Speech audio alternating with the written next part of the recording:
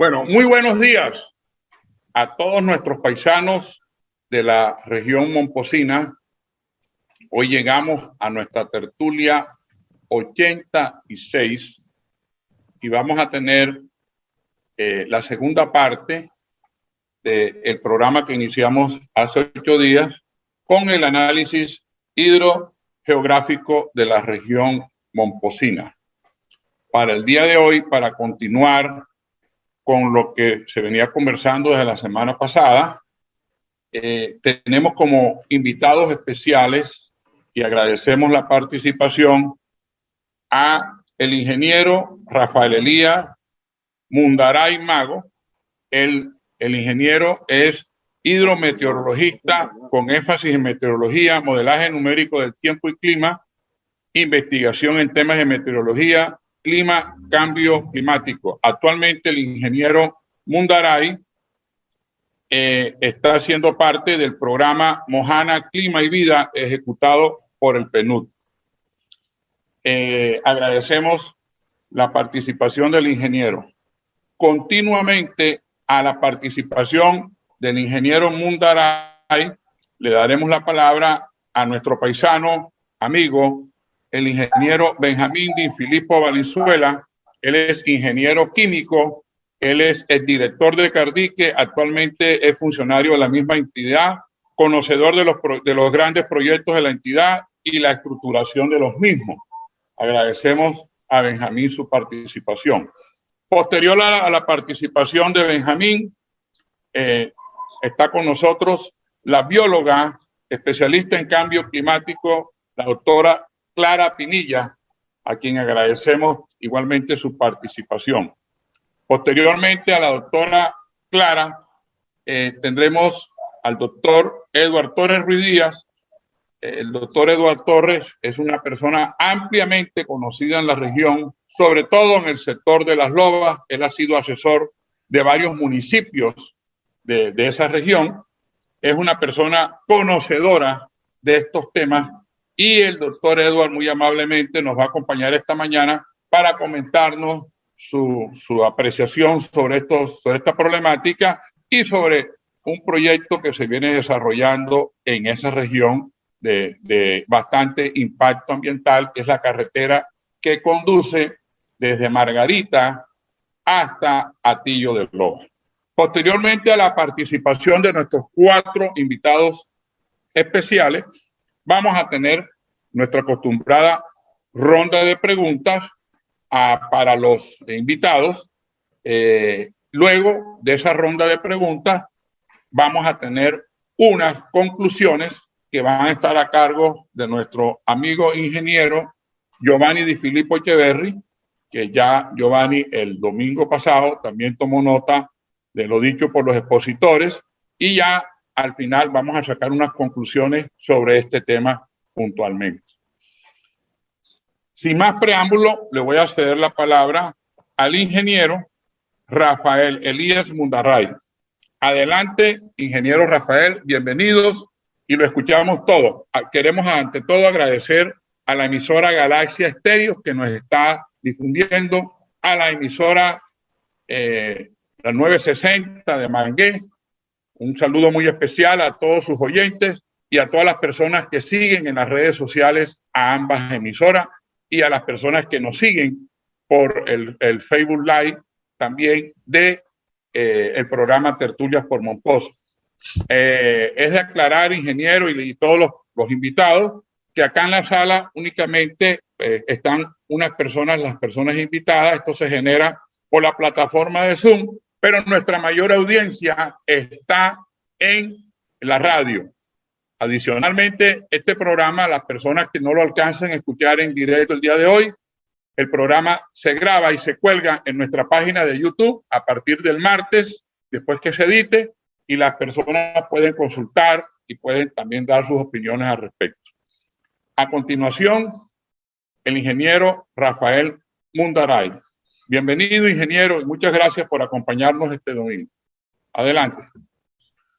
Muy buen día, ¿cómo están? Espero que se encuentren muy bien. Pues agradecidos por la oportunidad y el espacio el día de hoy de compartir con ustedes.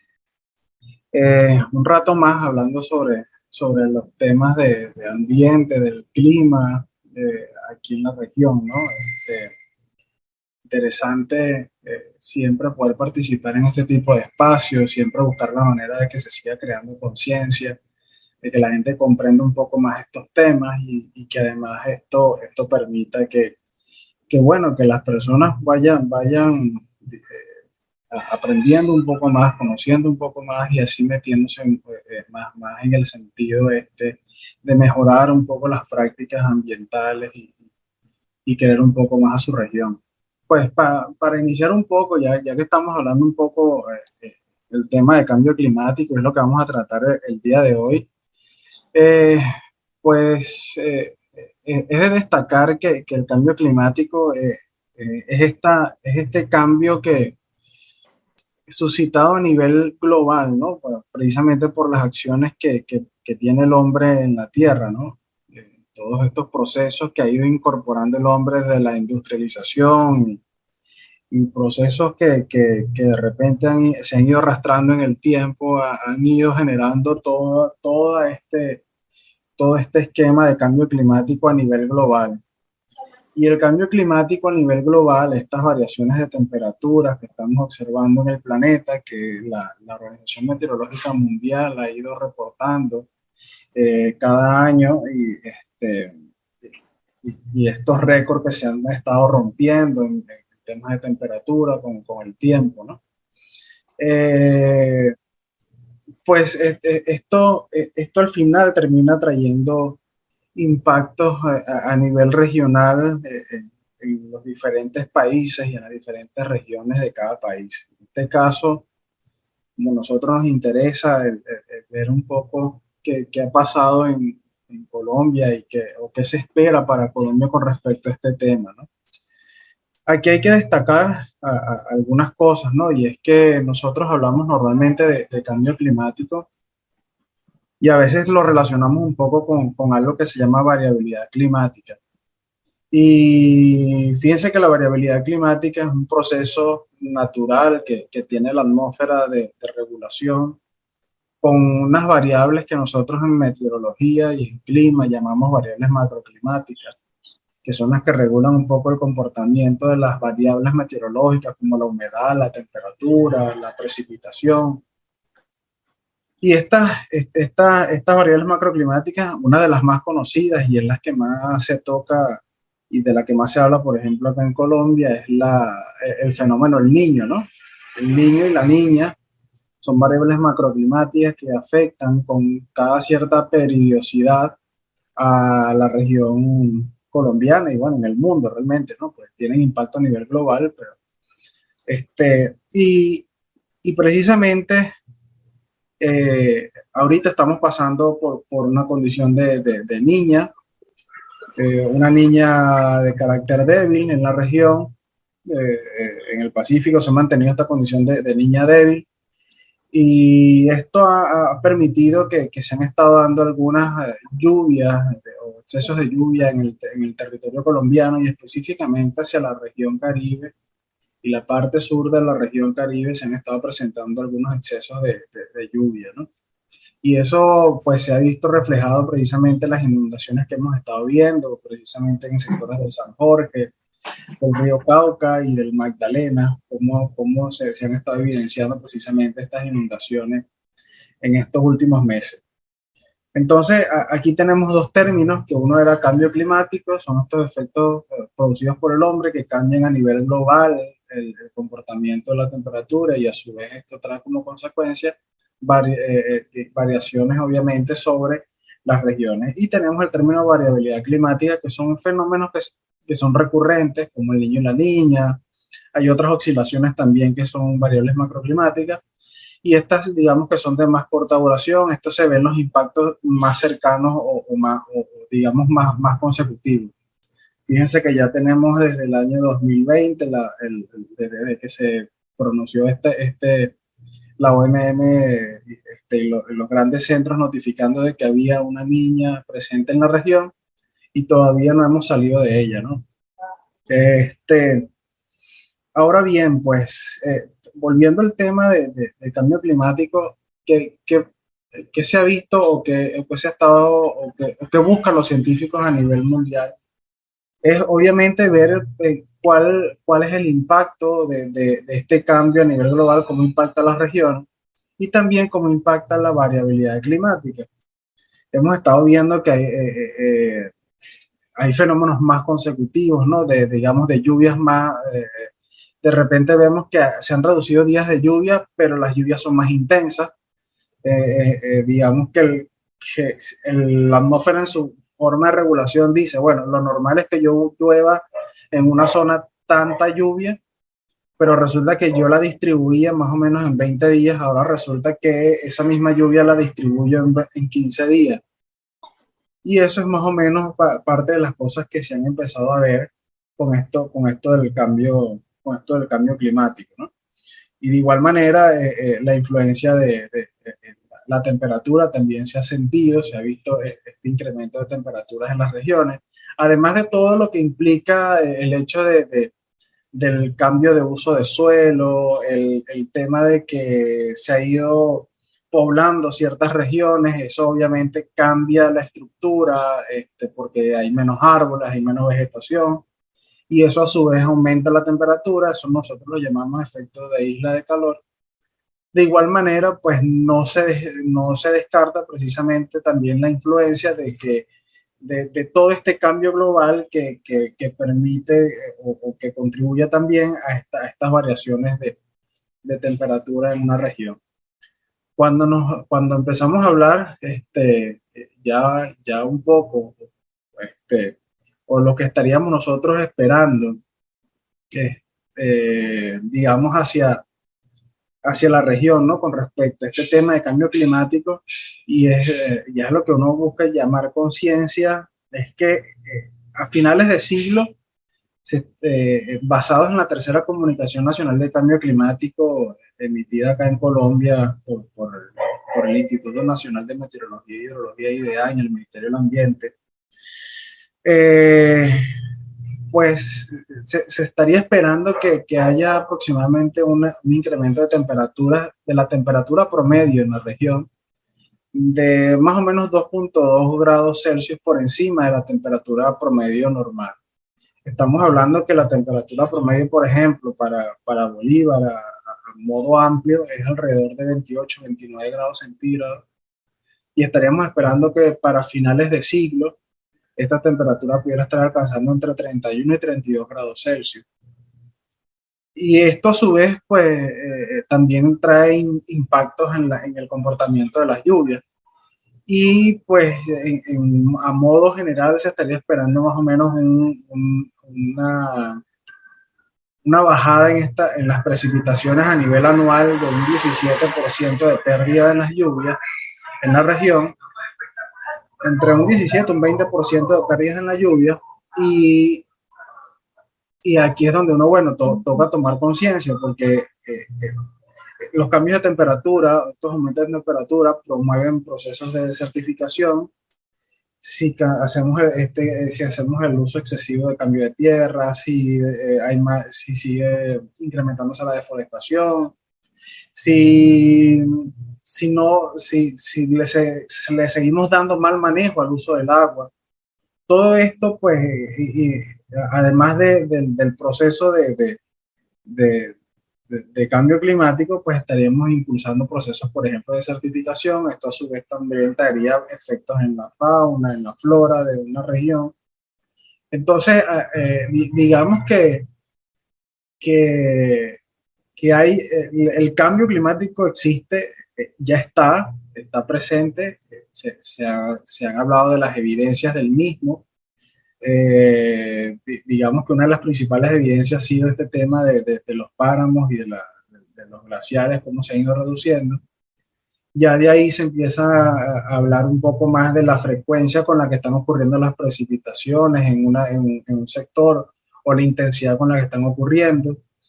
El hecho de ver de que los mismos pobladores de un sector te dicen de que, mira, esto antes hacía un poco más fresca, era más fresca la temperatura, pero ahora resulta que es un poco más calurosa. cuando uno se traslada dentro de la región y empieza a hablar con los agricultores y te dicen que es parte de las cosas que hemos estado tratando y de lo que trabajamos dentro del proyecto, buscando que la gente dentro de la Mojana, por ejemplo, vaya conociendo o vaya viendo cuáles son estos cambios que están percibiendo y cómo trabajar con ellos para poderse adaptar a estos cambios, tanto por variabilidad climática como por cambio climático. Es precisamente que dicen, mire, ya antes nosotros en la temporada seca, el periodo menos lluvioso, pues se ha trasladado, ¿no? A veces empieza un poco más tarde, a veces empieza un poco más temprano, y de igual manera pasa con el periodo de lluvia. Dicen, mira, empezó a llover antes, o mira, no ha llovido y se ha atrasado muchísimo y ha dejado de llover. Igual pasa, por ejemplo, ahorita en el mes de junio, cuando ellos te empiezan a preguntar, mire, va a haber veranillo para ellos hacer su trabajo precisamente de agricultura y preparar la tierra y hacer algunos cambios. Te preguntan, mira, va a haber el veranillo de junio, va a entrar a tiempo o no, ese tipo de cosas. Y también te dicen, mire, este año no ha entrado así, ha entrado muy tarde. Estas variabilidades, pues precisamente vienen aunadas a los procesos de variabilidad climática natural, por ejemplo, ahorita como tenemos el efecto de la niña, pero además de eso hay un componente ahí de cambio climático en la región. Entonces, pues nada, para ello pues hay que mantenerse en el monitoreo constante de estos temas, de seguir buscando las evidencias, seguir mostrando cuáles son las evidencias precisamente en estos temas de cambio climático y variabilidad climática, y ir sembrando más conciencia y que las personas pues también vayan conociendo más estos temas e ir promoviendo más las políticas públicas en los temas precisamente ambientales, en el manejo del reciclaje, en el manejo del cuidado ambiental, ¿no? Entonces, pues, digamos que a términos generales, esto es lo que está ocurriendo a nivel de cambio climático. Y además de eso, pues en la región hemos visto precisamente de lo que hablan nuestros pobladores y de lo que hemos estado viendo precisamente con el monitoreo, es esta situación precisamente de movimiento en las fechas de inicio, de fin de las temporadas, de precisamente en intensidades en las lluvias, y además de eso en las temperaturas promedio de la región, como ha ido aumentando en el tiempo. Gracias, ingeniero. Le agradeceríamos, pues, para no interrumpir con la secuencia de las exposiciones, que nos acompañara hasta que entremos en la ronda de inquietudes. Hay varias inquietudes, pero para no ir interrumpiendo, las vamos a dejar para el final de la intervención de las 4 personas que tenemos invitadas especiales el día de hoy. Sí, le agradecemos. Listo. Muy bien. Gracias, ingeniero Mundaray. A continuación, le vamos a ceder la palabra a la bióloga especialista en cambio climático, Clara Pinilla. Adelante, doctora Clara. Igualmente, pues, luego de su intervención, le agradecemos que nos acompañe hasta el final del programa. El programa está concebido hasta las 12 del mediodía. Tentativamente, tenemos unos 20 minutos de preguntas y unos 10 minutos de conclusiones. O sea que a partir de las 11:30 ya entraríamos, si todo el programa sale de acuerdo al guión que tenemos para el día de hoy, entraríamos con la ronda de preguntas. Adelante, doctora Clara Pinilla, y bienvenida y muchas gracias por acompañarnos esta mañana. Muy buenos días para todos. Agradezco muchísimo el espacio y la invitación de parte del doctor Giovanni Filippo. Me encuentro ante una comunidad muy especial y privilegiada como es la regional de Mompox, el municipio de Mompox. Allí tenemos personas prestantes y muy profesionales. Veo que he escuchado a los técnicos y a los profesionales que están en la región Para mí es un privilegio que no pertenezco a Monpós, pero pertenezco a la academia. Soy investigadora del Grupo Sociopolítica, Cultura y Ambiente de la Universidad de La Sabana y he estudiado biología, también estudié administración de los recursos naturales y mi maestría es en ingeniería ambiental. Y como coinvestigadora hace 10 años en temas de cambio climático a raíz de la ola invernal del año 2010 para todo Colombia, es que vamos a conversar. Pero antes quiero hacer un reconocimiento a unos grandes amigos que tengo allí en Monpós, empezando precisamente por el doctor Ricardo Arques, que es un abogado que se ha dedicado a la parte ambiental, especialmente en la parte minera. También a Santiago Germán Ribón, que con él hemos compartido en mesas ambientales y entonces también es una persona que pertenece a la región. Vayamos al tema y para nadie es un secreto que en Colombia nuestra geografía está muy marcada, nuestro relieve, por las cuencas hidrográficas porque somos un país hídrico, es decir, somos agua. Pero como tenemos un relieve irregular, eso ha permitido que los asentamientos humanos se hayan hecho a lo largo de los ríos, a las riberas de los ríos, y también muy cercanos a los humedales. Pero estas acciones y estas condiciones climáticas, junto con otros factores, como los explicaba el ingeniero Rafael Mundaray, entonces encontramos que hay factores diversos que permiten que el cambio climático se dé y que nos vemos afectados en estos momentos. Esos cambios obedecen a las acciones antrópicas, las acciones de los seres humanos sobre los ecosistemas, sobre los caudales de agua y en nuestras relaciones humanas, porque las relaciones humanas con la naturaleza de los seres humanos se han fragmentado. Si se han fragmentado como nosotros, seres humanos, entre nosotros mismos nos acabamos, nos destruimos, nos matamos, pues no podemos pedir nada que no le hagamos a la naturaleza. Entonces, globalmente tenemos una crisis geopolítica inmensa y una crisis civilizatoria enorme y la crisis del calentamiento global, que es la que vamos a hablar.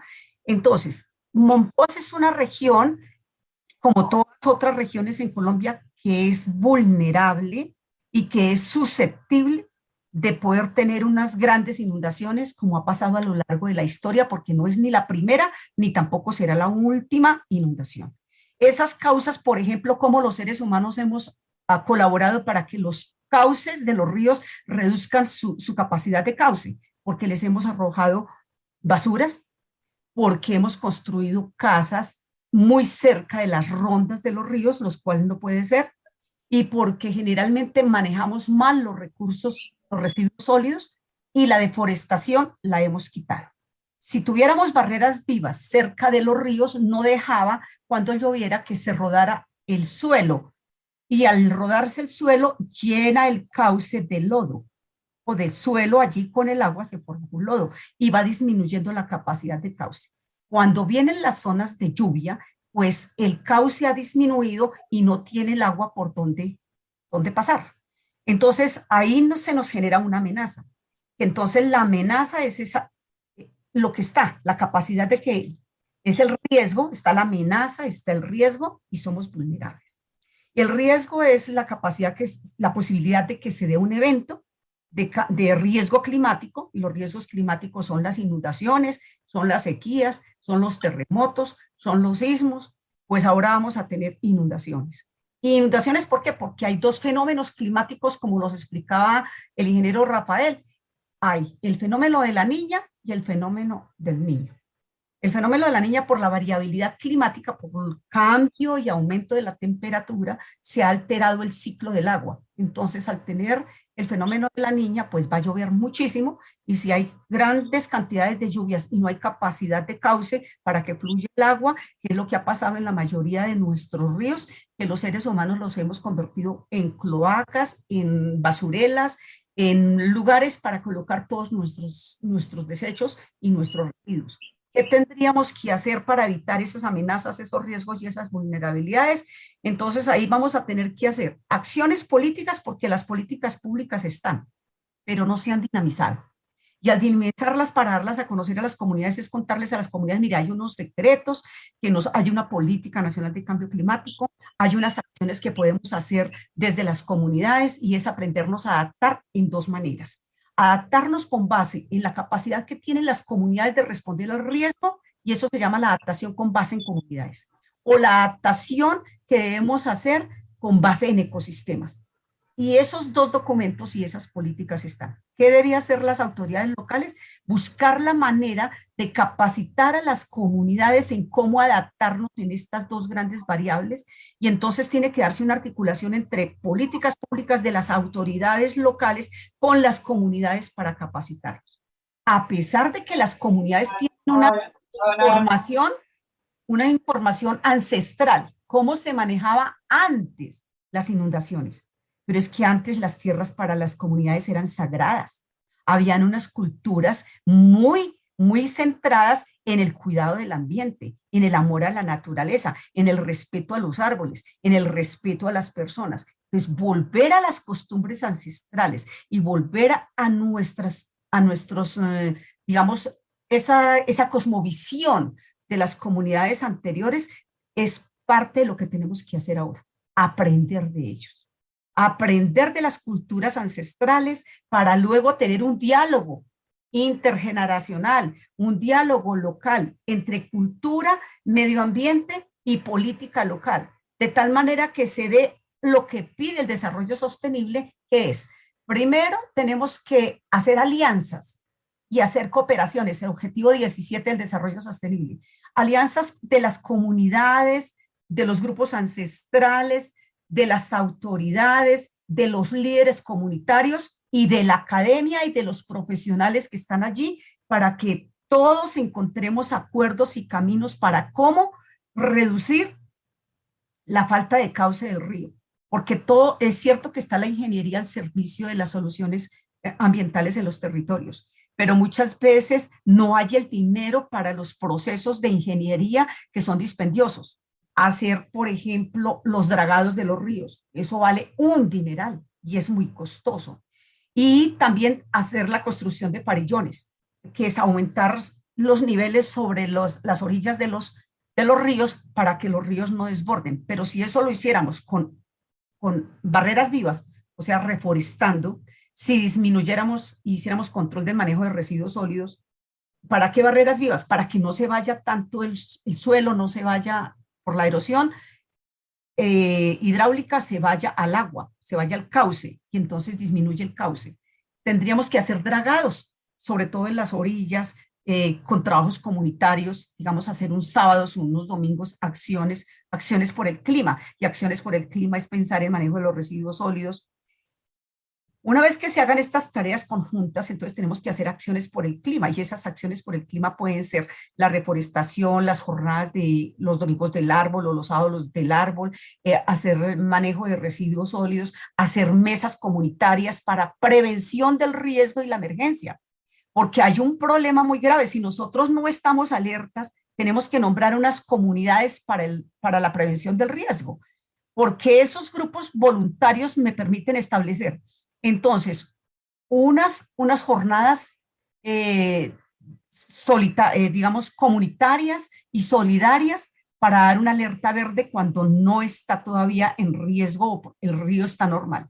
Pero cuando ya hay una alerta amarilla es cuando las comunidades mismos voluntarios tienen que hacerle un seguimiento y un monitoreo a las precipitaciones y a los niveles de lluvia que se presentan sobre esos cuerpos de agua, para emitir un comunicado con toda una alarma comunitaria que puede estar pasando y estar alertas a las diferentes situaciones que presentan los cambios que va presentando la ronda del río, las orillas del río, porque las vulnerabilidades son altas.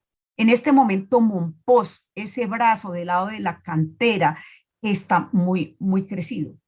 José Manuel Mojica Vélez, de la Universidad Nacional, hizo una tesis precisamente sobre el conocimiento local en la gestión del riesgo de inundaciones en el municipio de Mompox. Y sería muy importante que las personas supieran la importancia que él destaca en ese trabajo, que es el trabajo comunitario. Creerles a las comunidades y volcarnos a las comunidades es lo más importante para saber por qué ellos son los primeros, digamos, que van a hacer el control, el monitoreo, y las autoridades tienen que apoyar a las comunidades precisamente con un plan de emergencia para evitar que se llegue a una alerta roja. La alerta roja es cuando ya les tenemos que decir a las comunidades, mira, el río está tan crecido la vulnerabilidad está muy alta, se pasó del riesgo a vulnerabilidades muy crecidas y tenemos que dar la orden de evacuación. Y será la orden de evacuación precisamente es para evitar un desastre. Y al evitar un desastre significa entonces que las comunidades tenemos que estar pendientes de cómo organizarnos para evacuar, cómo organizarnos para mirar qué pérdidas podemos tener, porque muchas veces en una emergencia y en un desastre uno lo que tiene que salvar es la vida. Y muchas personas en Colombia, acordémonos el caso de Mocoa, acordémonos el desastre de Armero, son ejemplos que han pasado en el país donde a nosotros tenemos que apropiarlos y tenerlos. Yo vivo en Chía y viví la inundación del 2010. Trabajo en la Universidad de La Sabana y mi universidad está al quinto piso de casi todos los edificios de la universidad quedaron inundados porque se desbordó el río Frío y se desbordó el río Bogotá. Y al desbordarse quedamos encerrados. Chía no podía salir por ningún lado porque las vías quedaron bloqueadas. Entonces ahí en el sector de La Caro fue complicadísimo. 3 días complicadísimos y de emergencias muy serias. La gente que vivía en Río Frío, que son unas casas que las construyeron en las rondas de los ríos, error de planificación ambiental, error de las autoridades, no deben dar licencias de urbanismo y construcción en las rondas de los ríos porque le están quitando parte del espacio que necesita el río precisamente para tener un lugar de amortiguación cuando crecen las aguas. Entonces eso es muy importante. Yo creo que desde el punto de vista político tenemos que hacer acciones fuertes, fuertes de compromiso en la prevención del riesgo y la emergencia. Y Colombia estamos lejos de eso, a pesar de todos los esfuerzos que ha tenido el país, dada la vulnerabilidad que tenemos todos los colombianos frente a las inundaciones en el país y a los otros riesgos, ¿no? A los otros riesgos de desastre natural. Pero también tenemos los riesgos de desastre social y también tenemos los riesgos afectivos y tenemos los riesgos psicosociales. Es decir, tenemos que prepararnos para una emergencia en la salud mental, no actuar con premura, estar tranquilos, tener capacidad para pensar y para actuar, porque el riesgo psicosocial afectivo que nos puede causar la depresión por ver una destrucción, de una inundación, de un pueblo que queremos mucho, de un lugar histórico que es monumento cultural de Colombia y que entonces se han hecho esfuerzos, digamos, desde las obras civiles para darle una cara hermosa a Mompox, para que los turistas se sientan muy bien al conocer al Mompox, con ese comercio y ese dinamismo económico que tiene Mompox frente, por ejemplo, a la filigrana, a los recursos gastronómicos, a los recursos culturales, a la música, al arte que tiene.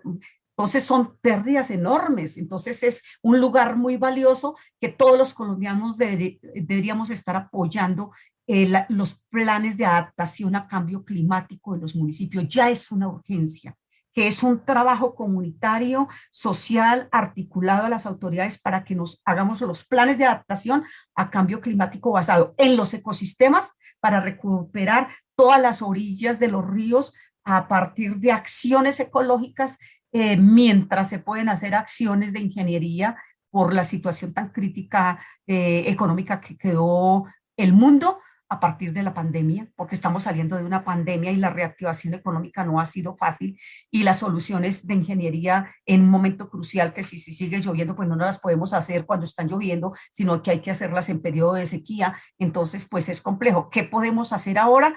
Dragar con las comunidades las orillas, reforestar, hacer control de manejo de los residuos sólidos, prepararnos para un eventual que tengamos que evacuar, y estar vigilantes con monitoreo hacia el río.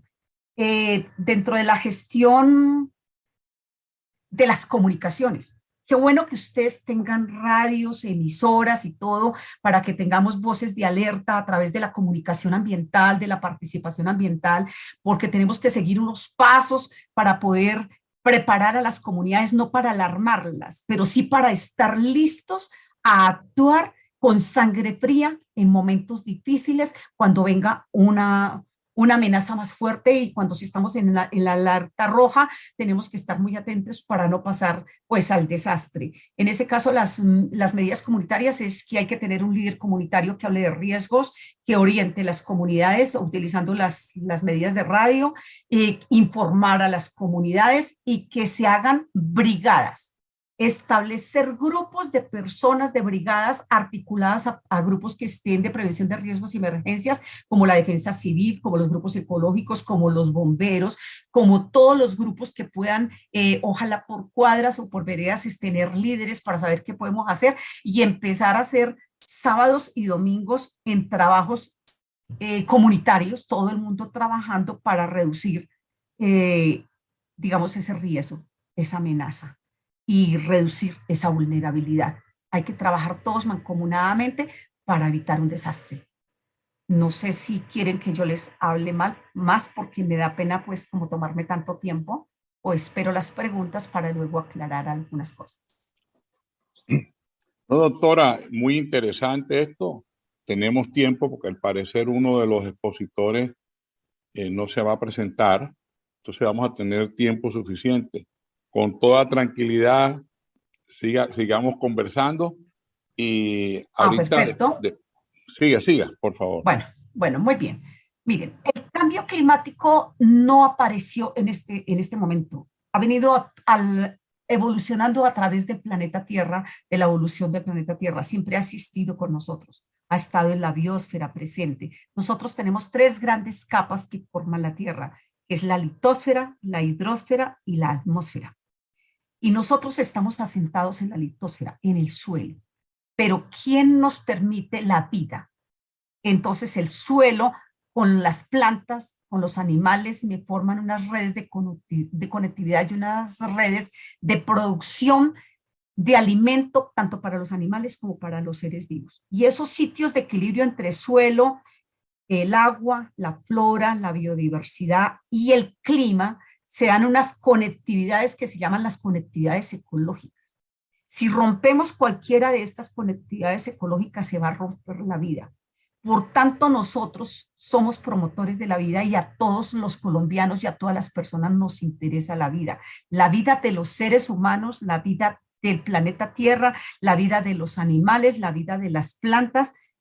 Y para poder tener salud y bienestar para cada una de las formas de vida y las diferentes manifestaciones, debemos tener unos equilibrios. Tenemos el ciclo del agua, el ciclo del carbono, el ciclo del fósforo, el ciclo del nitrógeno. El ciclo del agua se ha visto alterado y por eso al haberse alterado el ciclo del agua y con todas las alteraciones climáticas, por todas las acciones que hemos hecho los seres humanos sobre los diferentes territorios para buscar el desarrollo, de muchas maneras, y generalmente no se ha tenido un programa de protección ambiental, de conservación ambiental, para luego compensar lo que hemos dañado o restaurar lo que ya hemos deteriorado. Entonces, desde la gestión ambiental podríamos hablar de la protección ambiental hacia los ríos, de la conservación de los ríos, de compensar los ríos cuando ya las acciones antrópicas o nosotros los seres humanos les hemos hecho cosas a lo largo de los ríos, a los cauces, a las riberas, a los humedales, pero yo no sé qué nos ha pasado a los seres humanos cuando, por ejemplo, los humedales los hemos convertido en basurelas. La gente va y bota ya las basuras, la gente va y bota todos los desechos de las construcciones y las demoliciones, van y botan los colchones, todo lo que sale lo llenan a los humedales. ¿Qué pasa? Los humedales tienen una función ecológica fundamental y son los que están muy cerca de los ríos porque ellos amortiguan el agua, son reservorios del agua. Cuando el río se desborda, se llenan los humedales. Pero los humedales los hemos acabado, los hemos rellenado nuevamente, hicimos urbanizaciones encima y le quitamos los elementos naturales que tenía es decir, que tenían la naturaleza, parte del sistema hídrico, parte de lo que tiene la cuenca hidrográfica para hacer a esa amortiguación del agua. Entonces la llenamos de cosas, entonces ya no contamos con los humedales. Y los pocos humedales que quedan ha sido un conflicto socioambiental para defenderlos. Es decir, esos problemas socioambientales, cuando ya hay unas personas que dicen, oiga, sí, esto lo tenemos que proteger, lo tenemos que conservar, tenemos que buscar la manera de que los colombianos entendamos que el tema ambiental es un tema formidable, es la parte de la vida en Colombia, es fundamental para la vida de todos los seres vivos. Por eso es que se generaron las políticas de cambio climático. Yo soy funcionario, pues trabajé en el INDENA, aprendimos a amar la naturaleza y a lo largo de la academia y en las entidades donde yo he trabajado en la parte ambiental, no, se ha caracterizado porque ahora hay mucho más conciencia, pero mucho más conciencia, digamos, en algunas entidades, pero le falta a las comunidades, nos falta, pueda que la gente sepa que eso no se debe hacer, pero nos falta el hábito, nos falta la apropiación de esa conciencia. Entonces hay unos protocolos internacionales que nos han llevado a que valoremos el planeta Tierra, que lo tenemos en caos, que es cuidar esa biosfera para que todos tengamos la vida, cuidar este territorio, porque ese territorio que tú estás y en el que yo estoy es parte de nuestra biosfera y es el que nos va a permitir la vida en el lugar donde nosotros estamos. Por eso es que tenemos que amar la tierra donde nacimos, querer sus ríos, sus humedales, sus rondas de los ríos, querer sus gentes, y generar unas muy buenas relaciones armónicas con el ambiente, y eso se logra solamente con estos ejercicios que nos los dijeron desde el año 72 con la Cumbre de Río y con la Carta de Belgrado, que en el año 75 se hizo la Carta de Belgrado. Colombia mandó un delegado a nombre del INDERENA para firmar esa Carta de Belgrado. ¿Qué es la Carta de Belgrado? Es el protocolo internacional para hacer la educación ambiental. Y Colombia desde el año 75, desde el año 78, con el decreto 1337 del 78, empezó a dar los primeros cursos de educación ambiental. Pero la educación ambiental debe ser masiva, no solamente en la escuela, no solamente en la universidad, sino que es que la educación ambiental empieza en casa. Le empieza en casa cuando yo le enseño al niño y nosotros también aprendemos cómo debemos separar en la fuente los residuos sólidos, cómo los debemos organizar, a dónde los llevemos, cómo los debemos entregar al carro recolector, a dónde van a ir los residuos sólidos, cómo los van a manejar, si es en un basurero abierto o es en una basurera abierta o es en un relleno sanitario. Y entonces ese primer elemento de los residuos sólidos es fundamental que lo tengamos presente en todo Colombia, porque muchas veces la cantidad de residuos sólidos taponan las alcantarillas, las rejillas por donde debe caer el agua y debe fluir, y entonces no tiene por dónde correr el agua, y entonces se dan las inundaciones en las calles y empiezan las amenazas, empiezan los riesgos hasta que pueden llegar a ser grandes vulnerabilidades o desastres. Entonces es el manejo de los residuos sólidos, y en esa Carta de Belgrado nos dicen que el primer elemento que debemos tener en cuenta es sensibilizarnos nosotros mismos, para luego tomar conciencia de nuestros actos, de lo que le hacemos a nosotros mismos, lo que le hacemos a nuestra pareja, lo que le hacemos al otro, a la familia, pero lo que le hacemos al medio ambiente, qué le hacemos al agua, qué le hacemos al bosque, qué le hacemos a los animales, qué le hacemos al clima. Entonces hoy tenemos calentamiento global porque el ser humano generó industrias, pero no aplicamos mucho la ingeniería ambiental o sanitaria para evitar que las chimeneas manden cantidad de gases de efecto invernadero y que me aumenten la temperatura en la atmósfera. O mandamos los vertimientos líquidos, aguas hervidas y directamente a los ríos. Entonces es que preguntamos, ¿a dónde va el acueducto y alcantarillado? ¿Cómo llega eso a los ríos?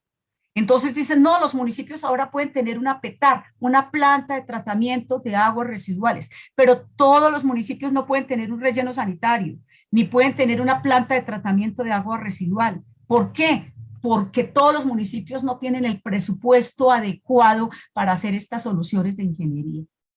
Por tanto, cuando todos los municipios no tenemos estas posibilidades, tenemos que recurrir a la sabiduría ancestral, a esos elementos fundamentales que tuvieron nuestras primeras comunidades, para lo cual, como dicen los mamos, o como dicen los guayú, o como dicen los paeses, o como dicen los yaguas, o los diferentes grupos ancestrales nuestros en Colombia, que son bastantes, a decir, nuestras tierras son sagradas, respetemos nuestras tierras, respetemos los ecosistemas. ¿Por qué matar los animales si los animales son nuestros hermanos?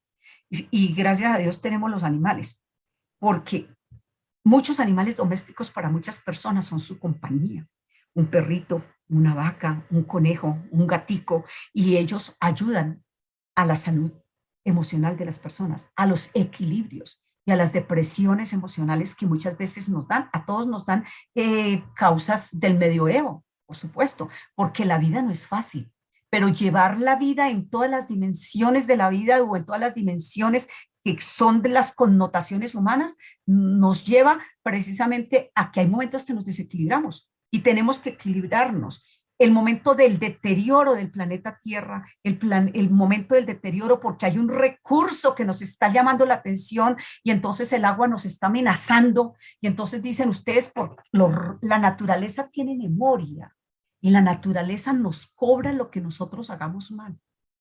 Cuando se hay un incendio forestal, cuando tenemos contaminación del agua por mercurio, donde nuestras comunidades se mueren pues por cáncer o se están contaminando, tenemos muchos problemas ambientales. Pero si nosotros empezamos esos problemas ambientales a tratar de nosotros mismos encontrarle soluciones desde el trabajo socioambiental, desde las mismas comunidades, donde nos unamos para lo bien, para construir territorio, para construir capacidad de vida, para construir nuevos ecosistemas y restaurar los ecosistemas. ¿Cómo podemos empezar? Por tener todos una mascota forestal frente a la casa, una matera y un árbol que te llene, que te llegue, porque si no hay suelo donde sembrarlo, lo puedo hacer en una matera, y entonces todas las casas pueden tener un árbol, que es el símbolo para el cambio climático. Todos vamos a reforestar, porque ¿quiénes hacen la captación de carbono por el exceso de carbono que tenemos en la atmósfera y volver a regular los ciclos? Las plantas. Las plantas son las únicas que captan carbono. Por eso tenemos que cuidar la Amazonía, porque es un pulmón global que hace la captura de carbono. Si nosotros en nuestras regiones hacemos pequeños bosques y parques reforestados con muchas plantas y todas las casas tienen plantas y todos al frente tenemos un arbolito, entonces estamos ya regulando el clima. Y si reforestamos a lo largo de la ronda del río Magdalena, por este brazo que nos está amenazando, si hacemos acciones, todas las personas dicen cosas maravillosas. Y el trabajo comunitario es muy importante, porque la sabiduría ancestral, la sabiduría comunitaria, la opinión del uno, la opinión del otro, nos lleva a hacer acuerdos locales para una construcción colectiva que minimice los riesgos, que minimice las vulnerabilidades y que evitemos los desastres. Eso es un lugar precioso para trabajarlo. Entonces es muy importante, así como las personas que están trabajando en la Mojana. La Mojana, ¿cuántas veces ha generado inundaciones y complicaciones muy serias? Y se han hecho todos los posibles ensayos técnicos. Sí, muchos ingenieros y muchas personas de muchas entidades como las que ustedes escucharon han trabajado desde su sabiduría técnica, desde su ingeniería, desde las capacidades para tratar de minimizar. Pero el tema hidráulico es de un manejo muy complejo, hasta desde el punto de vista de la ingeniería. Las aguas muchas veces nos pueden hacer malas pasadas. Por eso una gran amenaza o un riesgo cuando se hace una hidroeléctrica. Recuerdo que yo hice alguna valoración del impacto ambiental de la hidroeléctrica de Betania y la angustia era mirar que de pronto se rompiera la compuerta o se abriera la compuerta y con estas aguas qué iría a pasar, porque eso es precisamente una amenaza, un riesgo, y lo que tenemos que evitar es precisamente que se lleguen a esas vulnerabilidades o que lleguemos. Todos los colombianos somos vulnerables. Hoy, por hoy, somos vulnerables a la crisis epidemiológica. Y la crisis epidemiológica COVID-19 a todo el mundo nos cogió fuera de base. No estábamos preparados.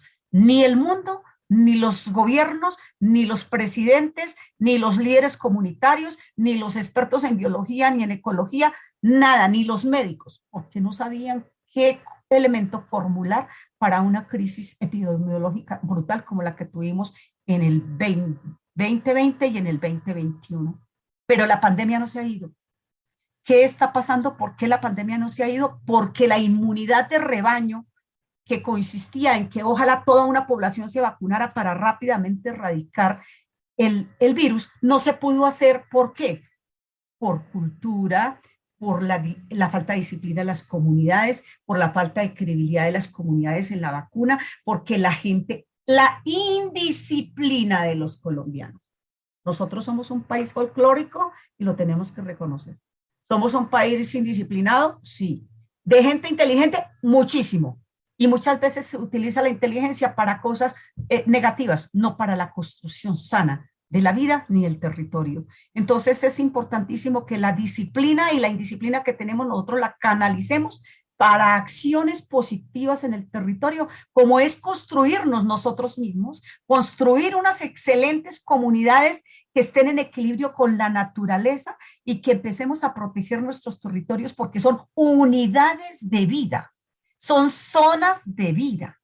Es el lugar donde estamos asentados, es el lugar donde estamos viviendo. Y como estamos asentados y estamos aquí viviendo, es precisamente la tierra que queremos. Y si la queremos, entonces queremos una tierra verde, vamos todos a reforestar, queremos una tierra sin basuras, porque vamos a aprender todos a manejar adecuadamente los residuos sólidos, haciendo la ruta de separación en la fuente de los residuos, entregar los residuos adecuadamente, no generar los residuos ni irlos a botar o a depositar en las cuencas hidrográficas, en los ríos, en los humedales, en las orillas de los ríos, porque eso va generando sedimentos y contaminación.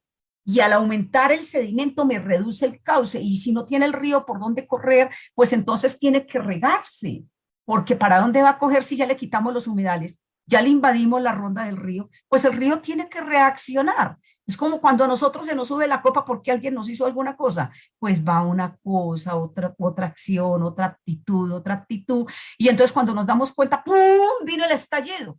¿Sí? La gente entonces contestó feo, contestó grosero, de pronto nos alborotamos todos, pero es que así somos nosotros, somos una cultura muy acelerada para la violencia. Somos un pueblo violento, somos un pueblo agresivo y muchas veces no pensamos ni en nosotros mismos, ni en nuestros seres queridos, ni en nuestras comunidades, ni en nuestros territorios a los cuales debemos es dedicarle esa energía.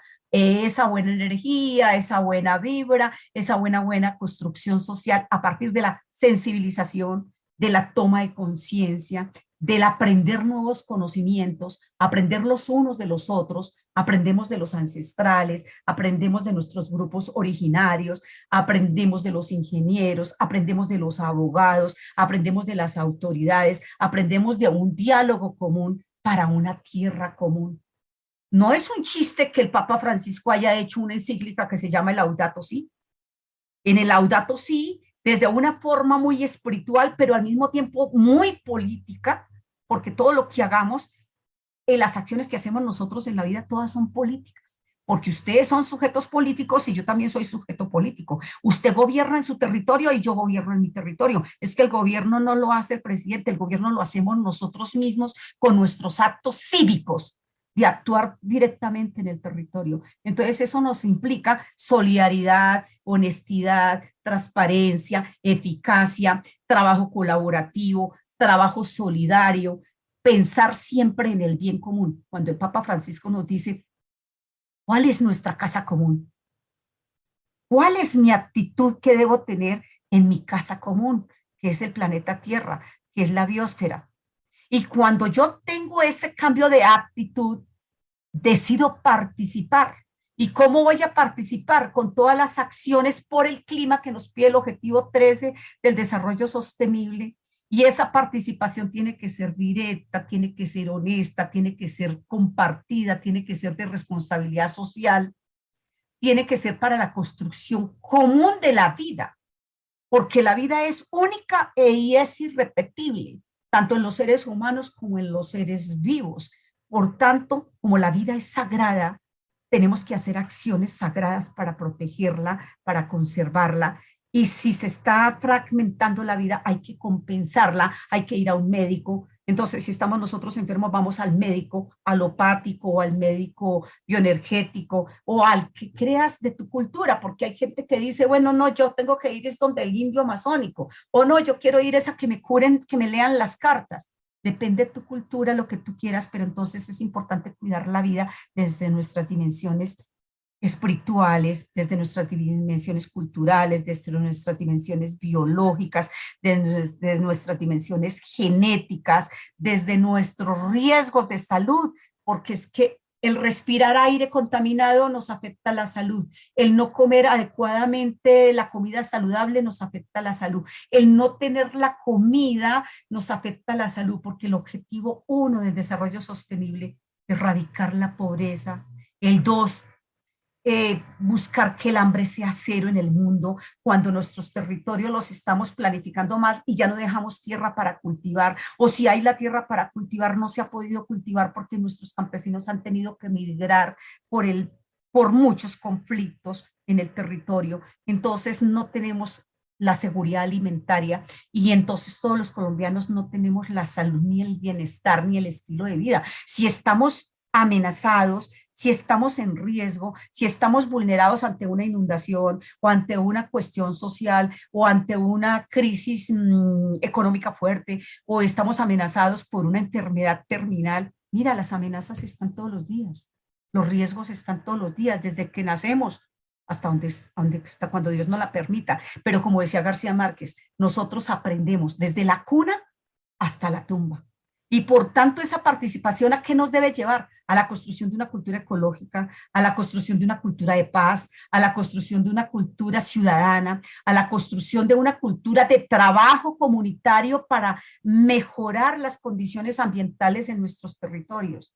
Entonces, ese ejemplo que nos da el Laudato Si, ese ejemplo que nos dan las normas, las normativas colombianas en la legislación ambiental, son una sabiduría.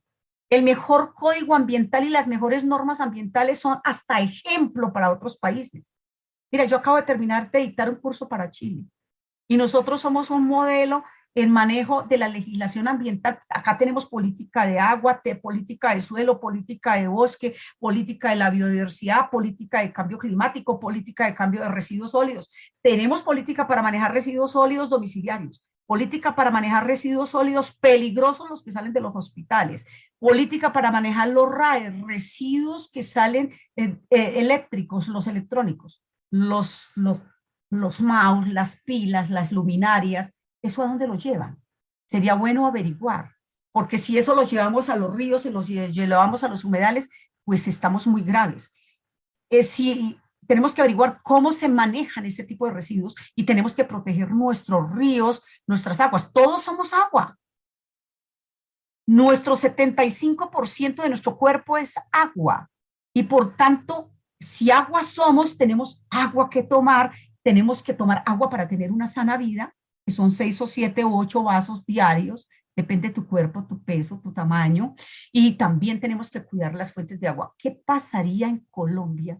Hoy tenemos exceso de agua y tenemos miedo de la inundación, pero imaginen ustedes en Sudáfrica del año septiembre del 2016, septiembre del año pasado, 216 millones, dicen las noticias, de migrantes de África, salieron migrantes de cambio climático porque no hay agua en sus territorios, pero tampoco hay comida.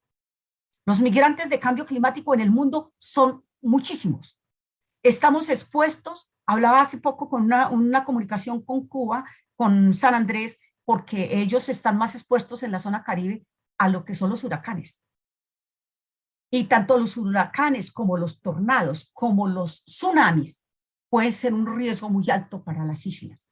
El aumentar el nivel de cambio climático o el aumento de cambio climático o la crisis del cambio climático ha llevado al aumento de los niveles del mar, al aumento de la temperatura, que eso es lo que está pidiendo desde la cumbre de Río, se está pidiendo desde el acuerdo de Kioto, la COP21, la COP24, la COP25, la COP26 y ahora la estrategia 2050, porque tenemos la Agenda 2021, pero no la cumplimos. ¿Por qué no la cumplimos? Por nuestra indisciplina, por nuestra participación, por nuestra falta de conocimiento, por de pronto la poca solidaridad, la falta de articulación y cooperación. Entonces la educación es muy importante, la educación y la comunicación. Pero algo muy valioso que estoy detectando en Mompox es esta emisora formidable, porque está llegando a las comunidades y a muchas partes de una manera prodigiosa, asertiva, oportuna, en un momento de riesgo. Y no solamente que podría servir para esto, para prevenir los riesgos, sino también para hacer una educación ambiental que puede ser para las escuelas, pero la educación ciudadana. Los proyectos ambientales ciudadanos llamados Proceda están llamados a que las comunidades se organicen y nos capacitemos precisamente para encontrar soluciones ambientales como son las adaptaciones con base en ecosistemas y los planes de adaptación con base en comunidades. Y las comunidades mandan la parada. ¿Quién manda y quién pone y quién quita presidente? Las comunidades, el pueblo. Entonces nosotros estamos mandando y estamos organizando las comunidades organizadas con un liderazgo comunitario formidable. Vamos a encontrar soluciones ambientales locales. ¿Qué es lo que hay que conocer? El problema. Tener muy claros cuáles son los problemas ecológicos, los problemas socioeconómicos, culturales y sociales que hay en el territorio. Y cuáles son los problemas que nos permiten la gestión administrativa en el municipio. Cuando tengamos las variables, estas 3 variables de los problemas, encontramos entonces unos objetivos, buscamos unas maneras, unos propósitos de cómo solucionar lo ecológico, cómo solucionar en que nosotros mejoremos nuestras relaciones que están fragmentadas con la naturaleza, que las volvamos armónicas, que las volvamos inteligentes, que las volvamos saludables, para que luego con esa mirada saludable de las comunidades busquemos un camino de articulación saludable, armónico con las autoridades, porque todo no puede ser choque. El conflicto es importante porque a partir del conflicto se pueden encontrar soluciones. Pero no todo puede ser la oposición, porque al contrario, si llega la concertación y llega la conciliación y llega el diálogo ambiental para las soluciones ambientales, es como cuando el esposo con la esposa se ponen de acuerdo para crecer afectivamente, genéticamente, políticamente y económicamente. Pero cuando llega el choque, la separación que no deja nada constructivo. Eso es lo mismo que pasa en un nivel mucho más grande. Comunidades organizadas en acuerdos, en buenas soluciones políticas, comunitarias, sociales, que nos lleven a un bien común, nos conducen a prevenir los riesgos climáticos, a prevenir los riesgos sociales, a prevenir los riesgos comunitarios y hacerle frente a las dificultades y a las incertidumbres que se nos presentan en el territorio, como es el caso de los riesgos naturales. Muchas gracias. Gracias, doctora Clara. Yo creo que usted nos ha dado una clase muy importante a toda la comunidad y todos los que los estamos escuchando. Y desde nuestro programa Tertulia por Monpós es exactamente eso. Usted nos ha describido de una manera, nos ha conceptualizado todo esto, y es lo que nosotros venimos haciendo o tratamos de hacer domingo a domingo. Desde acá, desde Monpós y de donde estamos haciendo, buscando eso, buscar una sociedad momposina sosteniblemente buena, y todo con todos estos elementos que usted nos ha manifestado el día de hoy. De eso se trata. Y aquí vemos que nuestra comunidad tiene mucho talento, mucha gente capaz, y lo que nos falta es eso, ponernos de acuerdo, conversar y organizarnos. Yo creo que esto que usted nos ha dicho el día de hoy es eso. Bueno, de acuerdo a la programación que tenemos el día de hoy, tenemos al ingeniero Di Filippo. No sé si se pudo haber conectado, si está presente nuestro paisano Benjamín Di Filippo. Ah, sigue Giovanni. ¿Estás ahí? Perdóname, Aristides, parece que Benjamín no va a poder participar por problemas de salud, según me acaba de contar. Pero está el amigo Eduardo Torres Ruiz Díaz. Sin embargo, yo quería decir algo, Aristides. Adelante. Primero adelante. que todo, darle las gracias a Rafael y a Clara por sus excelentes exposiciones que, como tú dijiste, pues comulgan con los propósitos que nosotros tenemos con el programa. Yo quiero mostrarles aquí algo muy diciente. Esto que ustedes ven en pantalla es la imagen de un San Isidro labrador. Ese San Isidro labrador, yo me atrevo a decir que tiene unos 300 años. San Isidro labrador es el patrono de los labriegos, de los agricultores. Esta era una imagen que pertenecía a tus ancestros Aristides en la Hacienda El Paso, actualmente departamento del Cesar, tierras que eran propiedad de familias momposinas.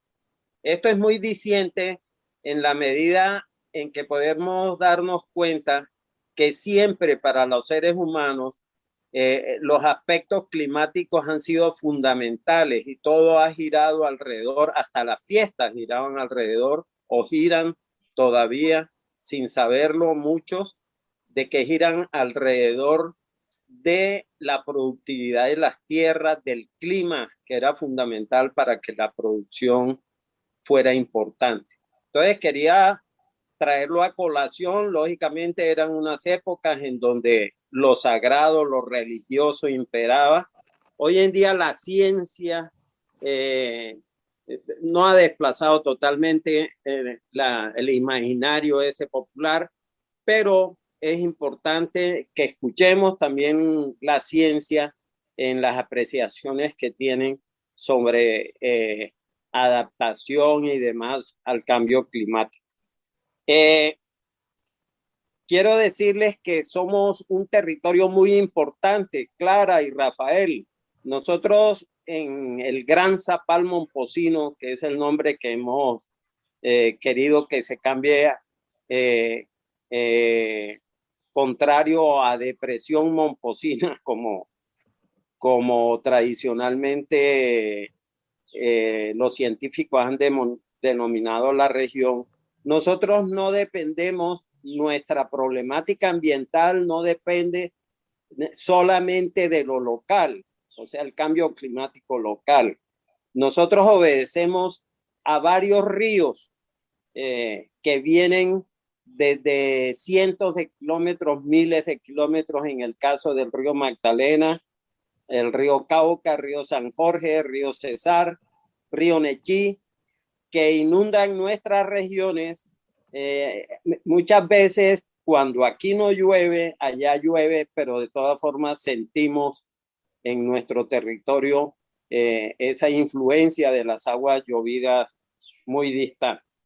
Otra cosita que quería decirles, muy significativa también, nosotros en el año 2010, en una de las murallas de Mompox, como les dije en el programa anterior, pusimos una placa donde está la referencia del nivel a que llegó la gran inundación de ese año. Para el programa pasado, leímos que faltaban 62 centímetros para alcanzar ese nivel que fue catastrófico para la región.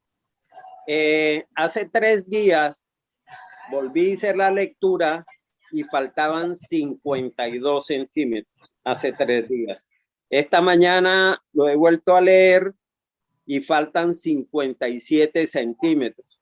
Esto significa que el río ha bajado 5 centímetros más o menos en 48 horas, lo que trae un poquito de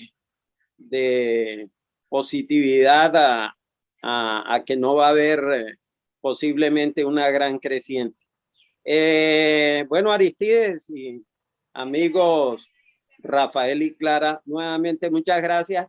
Démosle la palabra a Edward Torres Ruiz Díaz. Miremos si Edward está atento. Sobre todo lo que tiene que ver con la carretera Atillo-Mompox, la distancia, todo la contratación que la hizo directamente el municipio de Atillo, entiendo yo. Edward, por favor, cuéntanos nuevamente ese pedacito. Sí, el costo que tiene es de 169.000 millones de pesos. Bueno, le debo digamos, el recorrido, la distancia se la debo. Podemos averiguarla aquí un momento, ahorita en un momento. Pero son 169.000 millones de pesos por Sistema General de Regalías. Yo creo que es una de las inversiones más grandes que se han hecho en la región, por lo menos por Sistema General de Regalías. No conozco otra obra que en monto de recursos haya desembolsado una cantidad similar en todo, ni siquiera en el sur de Magdalena. Bueno, en el Magdalena sí que menos. Acá no ha llegado, pero creo que una de las inversiones más importantes, y la ganancia de esa carretera sin duda va a ser que sirva en el corto plazo, ojalá en este periodo de gobierno del presidente Petro, para articularla con la vía, lo que va desde Las Lobas, desde San Martín, a enlazar con Tiquicio, con Alto del Rosario, con Norosí y por supuesto con Regidor. Sería la consolidación de ese anillo vial que hace mucho tiempo está planteado. Este sería el primer paso y pues muy importante esa inversión desde ese punto de vista. Y el otro, pues la construcción del puente entre San Miguel y el Banco para cerrar el circuito con la transversal de la Depresión Momposina. Y pues por supuesto a futuro, ¿no? La incorporación de toda esa zona del Biolo, del Pozón, que está pendiente también.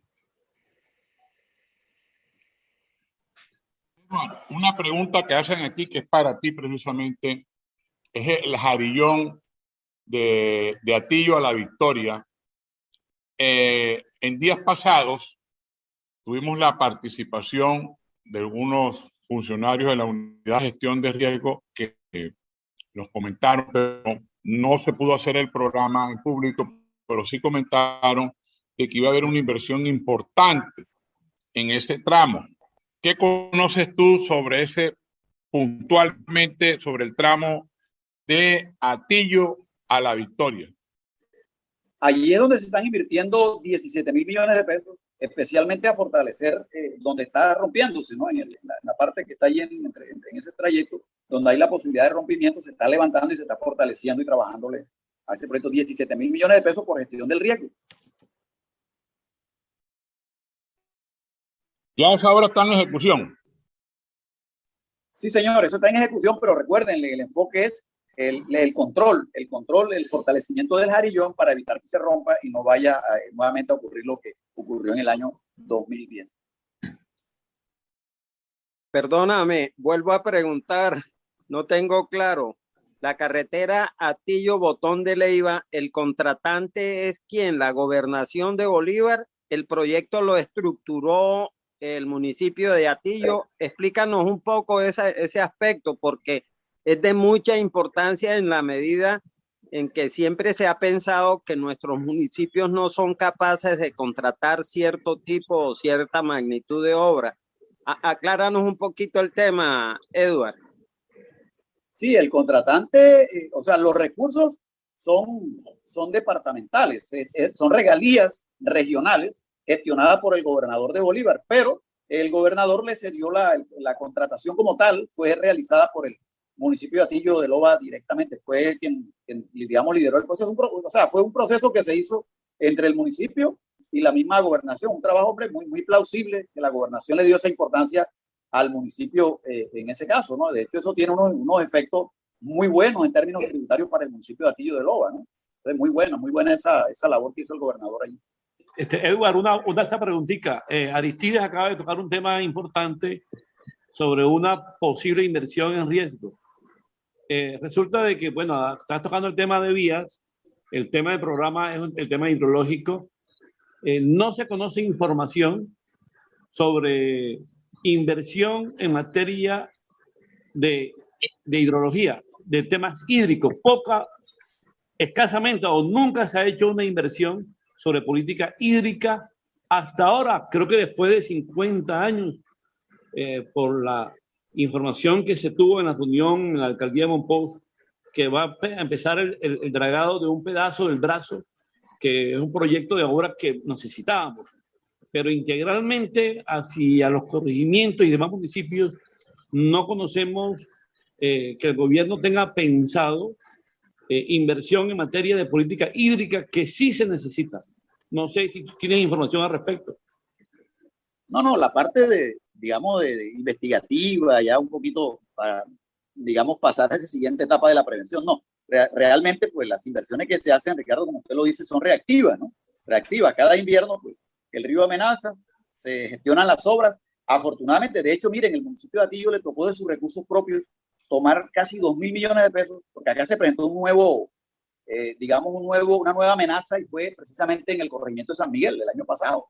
Y fue una acción reactiva en la cual tocó tomar recursos prácticamente que se tenían para otros temas y para trabajar el tema de la gestión del riesgo. Es decir, los grandes sacrificados en esta falta de previsión del nivel nacional son los municipios, que deben tomar sus propios recursos y en unas obras que son eminentemente el nivel nacional.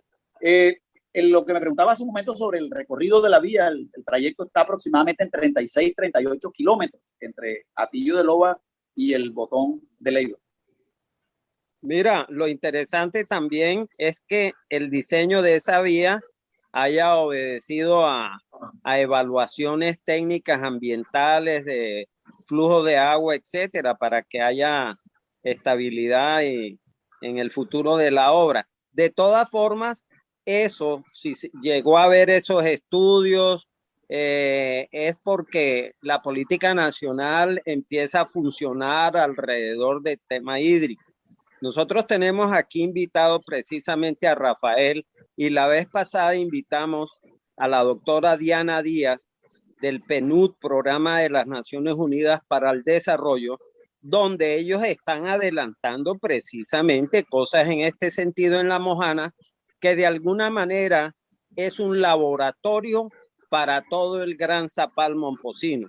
Lo que hay es que divulgar las acciones que ellos están haciendo allá, porque son replicables, porque somos el mismo territorio, el mismo problema, el mismo agua. De paso, la doctora Diana, les informo, y a través de esta tertulia vamos a tratar de lograr ese enlace con las emisoras regionales y locales, porque dentro del proyecto del PNUD en La Mojana está una serie de programas de radio que ellos han adelantado ya, donde tratan de enseñar a las comunidades a través de este medio cómo debe ser el manejo, enseñarles un poco de lo que están haciendo, los resultados que han tenido. Entonces, pronto nos pondremos en contacto con los directivos de las emisoras para empezar a pasar esa serie de programas que son de una gran importancia y que tratan de mostrar los resultados que ellos han tenido, que de todas formas obedecen a políticas hídricas y demás de la región. Tampoco la cosa es que no se ha hecho nada, etcétera. De todas formas, no nos podemos olvidar que el IMAT o el IDEAM, perdón, en todas estas cosas maneja algo de lo que tiene que ver en ese sentido, que son políticas nacionales, lo mismo con Magdalena, etcétera. Tampoco es que estemos arrancando de cero. De todas formas, muchas gracias, Edward. Adelante, Aristides. Giovanni, una preguntita, Giovanni cortica. Tengo informado de que se han hecho estudios hidrológicos y estudios de agua subterránea. Si alguno de ustedes tiene información o tiene el documento, les pediría el grandísimo favor para ver si me la envían a mi correo. Correcto. Ingeominas ha hecho estudios por todo Colombia. Yo conozco en los playones, pueblos de los playones. Es más, ellos tenían equipos de perforación, y yo me acuerdo que creo que en Santa Rosa o en Cauzado, por allí, ese equipo directamente de Ingeominas perforó unos pozos allí. Conocimiento de lo que hay en profundidad en toda esta región existe. Además que hubo mucha perforación que fue por cuenta de Ecopetrol en busca de petróleo, pero que hay registros de toda la perforación en gran profundidad. Ellos ayudaron, por ejemplo, si no estoy mal, en Ancón o el Vesubio, los primeros pozos para abastecimiento de agua allí. Precisamente fue Ecopetrol, a partir de esos estudios, que implementaron los pozos con ciertos problemas por la calidad del agua y demás. Pero eso existe. Ingeominas tiene cosas, muchas, de todo el territorio nacional, incluido el nuestro. Adelante, Aristides. Un segundo, yo tengo ese estudio de pozos profundos, incluso en una reunión con Ingeominas, con el Servicio Geológico, porque creo que Ingeominas le pasó esa información al Servicio Geológico, hicieron un estudio de pozos profundos en Monpós y ellos están dispuestos a venir sin costo alguno para darle información a la alcaldía. Yo creo que yo le entregué ese estudio, una copia al señor alcalde de Monpós, y es para detallar este tema. Yo les pido a ustedes que me disculpen porque me voy a almorzar con el alcalde un mote de queso con un postre de ponche ahumado. Así que muchas gracias.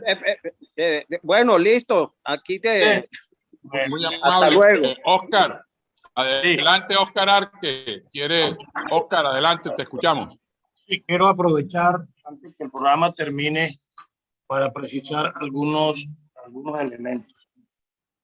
Aristides decía aquí algo muy interesante. Clara Pinilla pues nos dieron una muy sesuda clase sobre el tema del patrimonio natural y el tema ecológico.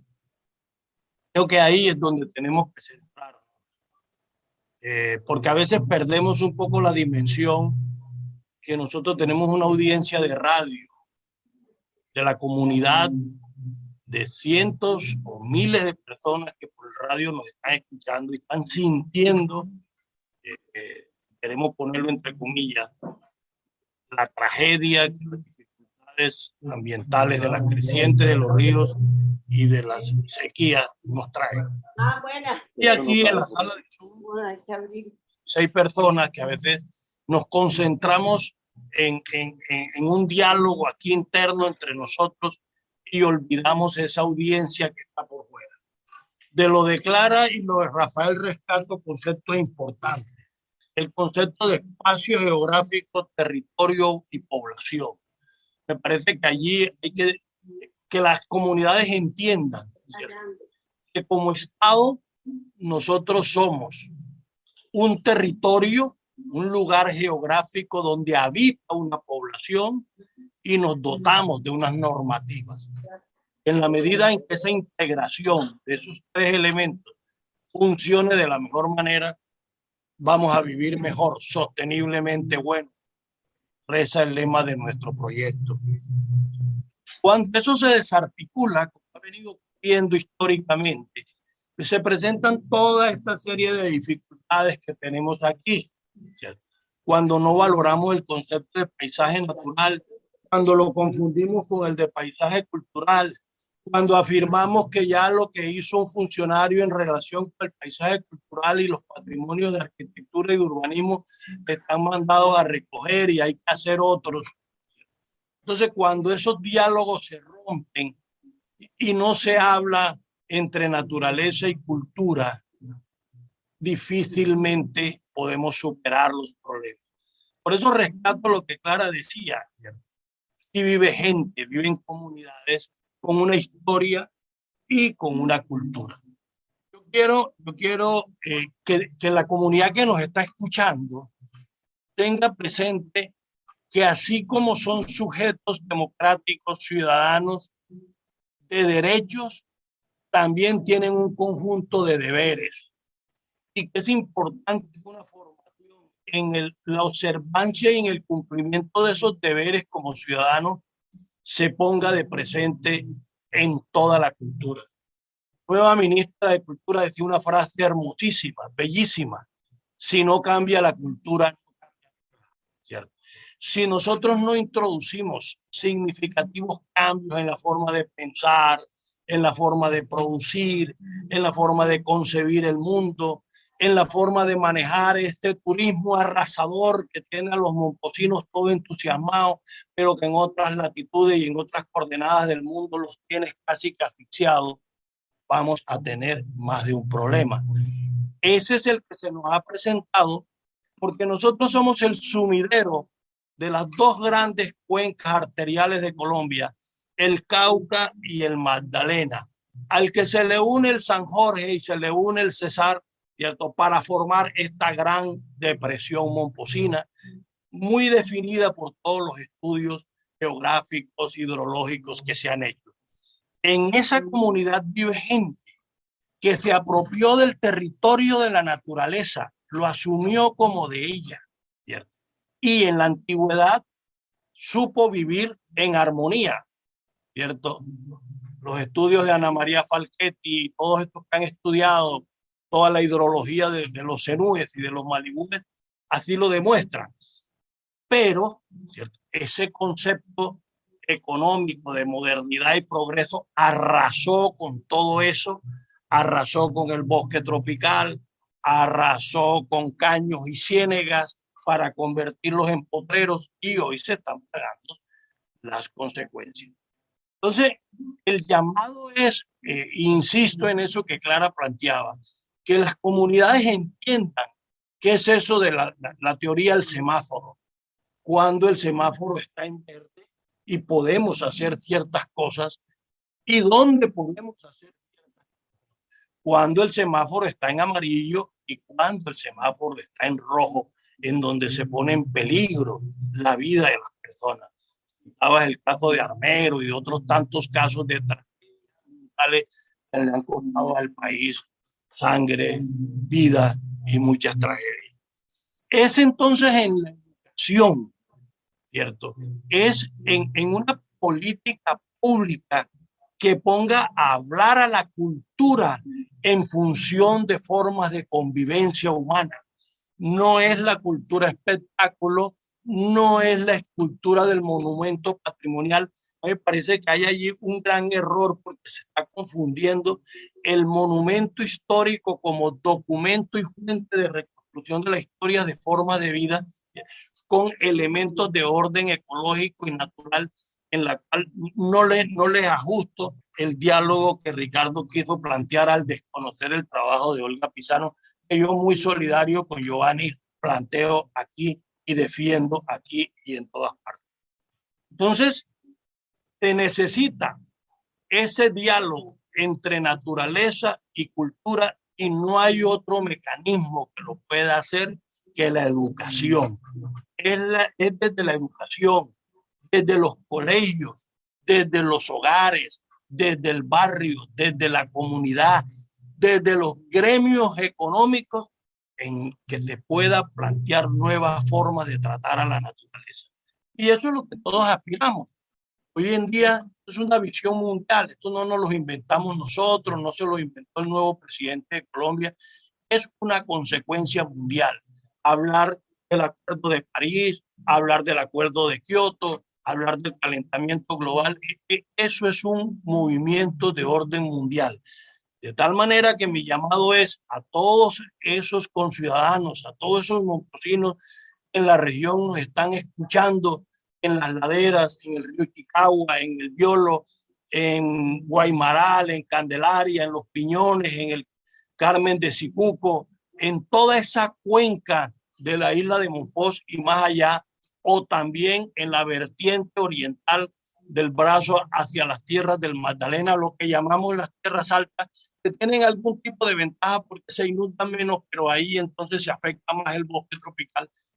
A todas esas comunidades que nos están escuchando, que tienen una inmensa responsabilidad para empezar a tratar el ambiente, para empezar a tratar a la naturaleza como lo trataban los indígenas, que ya el sistema de roza, por decir algo, el clásico sistema de roceo, tumbar el monte a machete, luego quemar y luego cultivar, ¿cierto? Ya eso no se puede seguir haciendo, que hay que hacer ganaderías con silvopastoreo, que hay que defender el bosque húmedo o el bosque seco tropical, que las plantas hay que tenerlas. O sea, es desde la educación, Clara Pinilla, y yo agradezco junto con Rafael Mundaray esos conceptos que nos han planteado acá. Finalmente, sí hay obras de infraestructura necesariamente, carreteras, puentes, controles de jarillones, todo este tipo de obras que se vienen haciendo, maravilloso que lleguen, pero siempre en un diálogo respetuoso, tanto con el patrimonio natural como con el patrimonio cultural o el patrimonio creado por la humanidad. Muchas gracias por haberme escuchado. Perdón, esta pequeña inquietud, me ha gustado muchísimo eso que acaba de tocar el profesor Oscar Árquez. Tocó fibras muy profundas. Precisamente cuando dije el tema de Olga Pizano, no, yo no estoy desconociendo el conocimiento importante. sino que eso fue un estudio hace más de 30 años que se hizo y punto. Lo que quise decir es que la página hay que tener una nueva lectura. ¿Cuál nueva lectura? Precisamente en esos puntos que acaba de tocar el profesor Oscar, que ameritan de mucha profundidad. Ya necesitamos una nueva lectura de Monpós, de una cantidad de cosas. Hay que pasar la página. Una nueva lectura de cómo nos vemos nosotros al interior del tema de cultura, al interior del tema del patrimonio, una nueva lectura sobre Semana Santa, un análisis totalmente diferente. Precisamente, cómo me encanta que Oscar haya tocado esos temas, esas fibras tan importantes. ¿Por qué? Porque no vivimos en un país sólido, vivimos en un país etéreo. Y con respecto a Monpós, vivimos en un territorio que no es sólido, que es etéreo, ¿ya? Y se necesita de una concentración más intensa sobre nuestro realismo trágico en que vivimos ante una realidad que nos muta de un estado a otro. A nosotros nos imponen dinámicas de un momento a otro y la gente no se da cuenta. Entonces eso era lo que yo quería significar. Y era lo que decía Borges, no importa si la verdad sale por boca de él o del otro, o la suya o la mía. Lo importante es que lleguemos a una sola conclusión. Bueno, fuerte abrazo. Fuerte abrazo. Aristides allí levantó la mano. Muy amable, Carlos. Sí, ahí le voy a dar palabra a Luis Carlos. Ya estamos a 3 minutos de cerrar el programa. Máximo 4, porque nos extendimos un poquito al inicio por problemas técnicos de la doctora Clara, pero ya, Luis Carlos, te escuchamos. Gracias, Aristides. No me voy a extender. Lo que tenía que decir lo escribí en el chat de la emisión, pero es básicamente esto. Ni la carretera Botón de Leyva, Hatillo de Loba, ni el proyecto de dragado del brazo de Monpós para rehabilitación del canal navegable, ninguna de las dos proyectos tuvieron estudio de impacto ambiental y ninguno de los dos proyectos formularon un plan concreto específico de manejo ambiental de las consecuencias derivadas de esto. Neotrópicos, que es propietaria, como decía Edward, de la Reserva Natural El Garcero, que está a orillas del brazo de Monpós y que es bisecada por la carretera Botón de Batillo de Loba, está afectada por estas dos obras. Lo del brazo de Monpós potencialmente, lo de la carretera efectivamente ya los efectos se están sintiendo. Presentamos derechos de petición a diferentes entidades solicitando que se instrumenten los mecanismos de compensación por pérdida de biodiversidad de estos dos proyectos que son exigidos por la normativa ambiental vigente. No hemos recibido respuesta de ninguna de las entidades hasta la fecha. Esperamos que ojalá se puedan recibir. Era lo que quería comentar. Gracias. Muy amable, Carlos. Bueno, Giovanni, yo creo que puedes ya en un par de minutos hacer el resumen del programa y cerrar el programa con los agradecimientos a los participantes especiales del día de hoy. Adelante, Giovanni. Gracias, Aristides. Pues primero agradecer a los participantes. Ha sido un programa muy importante, didáctico, que nos genera un poco de conciencia de lo que nos corresponde a cada uno con la problemática que vivimos con el agua en la región. Una conclusión importante de los dos programas es que indudablemente vivimos en una región que es inundable, que nuestros ancestros precolombinos supieron manejar con acierto durante más de 5.000 años, y que con la llegada de los españoles, la intervención antrópica, primero con la llegada de la ganadería bovina, últimamente con la bufalina, se han intervenido mucho esos humedales, que la naturaleza también había generado formas de control propio con la profundidad de los caños que han ido alterándose, lo mismo la ciénaga, como nos decía la doctora Clara. Entonces, fundamentalmente, lo que nos corresponde a cada uno en tomar conciencia de estos cambios, de ayudar, porque en definitiva también cada uno de nosotros somos los que tenemos que aportar directamente o indirectamente, haciendo conocer la problemática a los entes gubernamentales y exigiéndoles algo respecto a cómo manejan las cosas. Es muy diciente lo que Luis Carlos acaba de decir, que ni el dragado puntual del brazo de Mompox, ni la carretera Atillo de Loba, el Botón de Leiva, tiene estudios de impacto ambiental, cosa triste por lo menos de que a estas alturas eso no exista para esos proyectos. Nuevamente agradecer a la audiencia, a los doctores aquí presentes, y para el otro domingo tendremos otro tema que tratar, aunque este sigue siendo de importancia permanente, ya que vivimos una situación que tiende a empeorar cada año. Muchas gracias, Aristides, muchas gracias a la audiencia. Gracias, para informarle a toda la audiencia que tenemos programado para el viernes